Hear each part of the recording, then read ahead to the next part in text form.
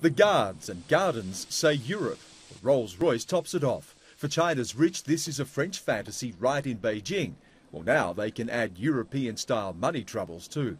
Multi-million-dollar homes stand padlocked and abandoned. Weeds pushing through the pavement. We're not selling many houses in such a short period of time, this sales lady says, because our houses cost a great deal of money.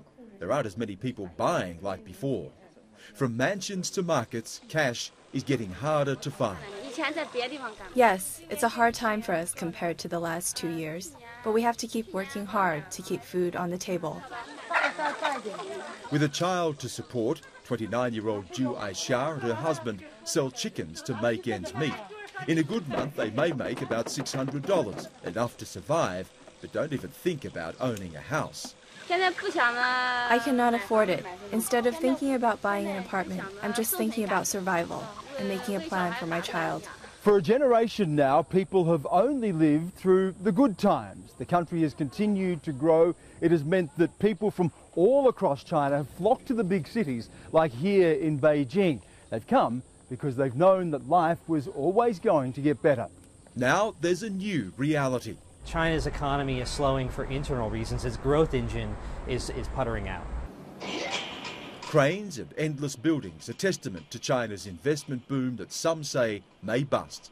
Exports are slowing as China's big trade partners struggle with the global financial crisis. Imports are not offsetting that loss. Domestic consumption still weak. Some economists say ordinary Chinese may feel more pain as the Communist Party struggles for answers. China wants a correction without having a correction. And they know that they need to change their economic growth path. But that means accepting lower growth. It means accepting real economic transformation. It means losers as well as winners. But others are less gloomy. They say China has some room to move. Interest rates have been cut, potentially spurring more credit and more spending. Inflation is low enough for even more rate reductions to follow. I believe China has the ability to effectively implement policies even exceeding the abilities of Western countries, so the economic issues will be addressed within time. These men exist on what part-time work they can find. Hundreds of millions of Chinese, just like them, can only gamble their leaders will have the right answers.